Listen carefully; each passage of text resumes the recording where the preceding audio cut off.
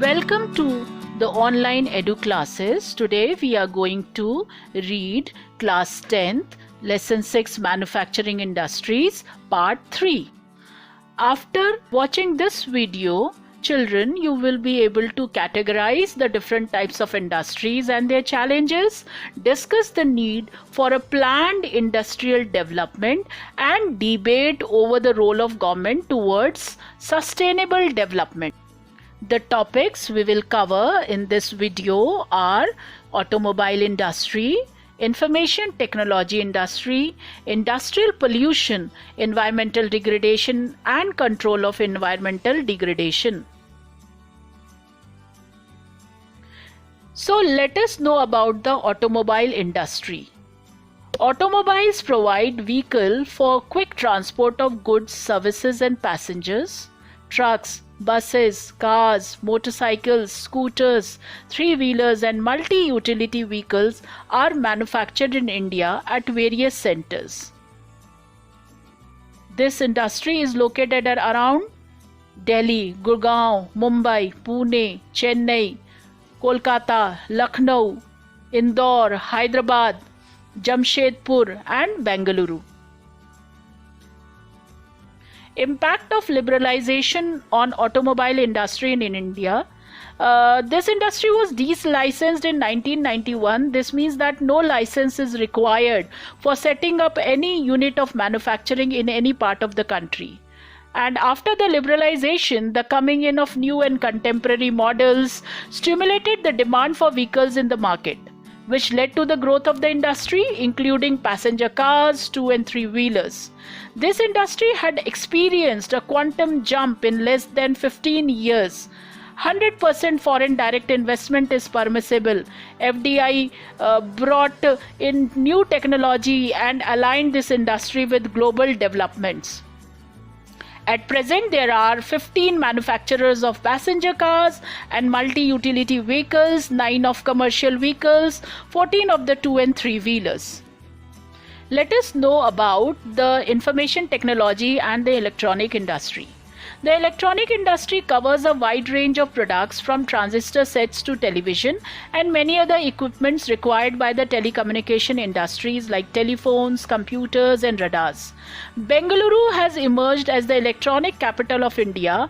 Other important centers for electronic goods are Mumbai, Pune, Delhi, Hyderabad, Chennai, Kolkata, Lucknow and Coimbatore. By 2010 and 11, 46 software technology parks have come up across different centers of India. Software Technology Parks of India is a society set up by the Ministry of Communications and Information Technology, Government of India in 1991 with the objective of encouraging, promoting and boosting the software export from India. Software Technology Parks provide single window service and high data communication facility to software experts, which means that this STPI maintains internal engineering resources to provide consulting, training and implementation services. Significance of IT industry. A major impact of this industry has been on employment generation. Up to 31st March 2005, the IT industry employed over 1 million persons. It is encouraging to know that 30% of the people employed in this sector are women. This industry has been a major foreign exchange earner in the last 2 or 3 years because of its fast growing business processes outsourcing sector. The continuous growth in the hardware and software is the key to the success of IT industry in India. Now let us discuss about the pollution and environment degradation caused by industries. Industries cause 4 types of pollution such as land, air, water and noise. The polluting industries also include thermal and nuclear power plants. Land pollution, land gets polluted and the quality of soil gets degraded when huge quantities of industrial waste are dumped, rendering the soil unfertile. So the causes of soil pollution, if we talk about, soil and water pollution are closely related.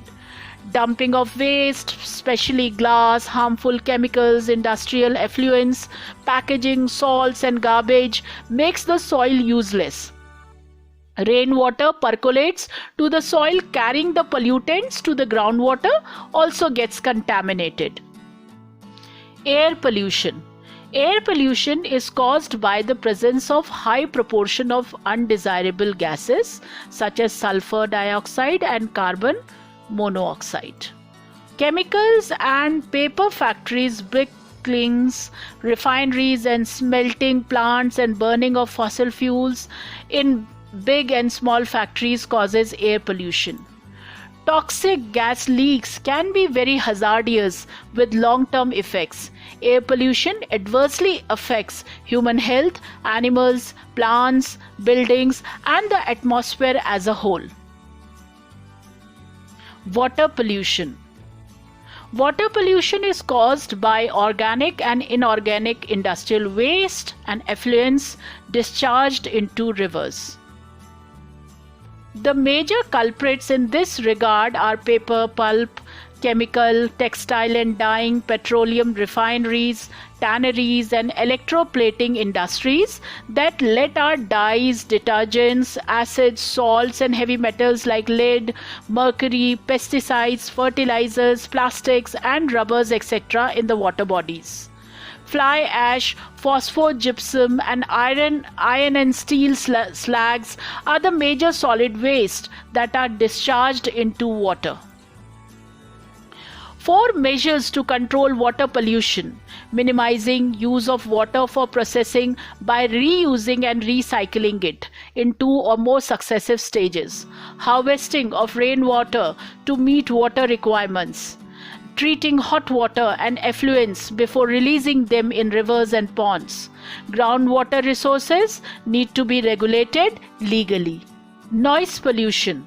Noise pollution is the disturbing or excessive noise that may harm the activity or balance of human or animal life. The source of most outdoor noise worldwide is mainly caused by machines and transportation systems, motor vehicles, aircraft, and trains. Noise pollution leaves adverse effects on human health. It not only results in irritation and anger, it can also cause hearing impairment, increased heart rate and blood pressure, among other physiological effects. Unwanted sound is an irritant and a source of stress. Steps to be taken to minimize environmental degradation caused by industrial development in India. Minimizing use of water for processing by reusing and recycling it in 2 or more successive stages. Harvesting of rainwater to meet water requirements. Treating hot water and effluents before releasing them in rivers and ponds. Particulate matter in the air can be reduced by fitting smokestacks to factories with electrostatic precipitators, fabric filters, scrubbers, and inertial separators. Smoke can be reduced by using oil or gas instead of coal in factories. Machineries and equipment can be used, and generators should be fitted with silencers. Almost all machinery can be redesigned to increase energy efficiency and reduce noise. Noise absorbing material may be used apart from personal use of earplugs and earphones.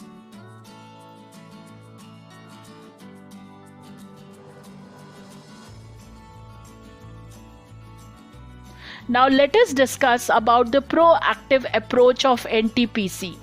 The NTPC means National Thermal Power Plant. It is a major power providing corporation in India. NTPC has ISO 14001 certification for environment management system. So, the proactive approach adopted by the NTPC for preserving the natural environment and resources are: first, optimum utilization of equipment, adopting latest techniques and upgrading existing equipment.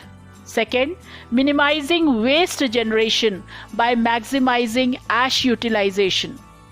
Providing green belts for nurturing ecological balance and addressing the question of special purpose vehicles for afforestation.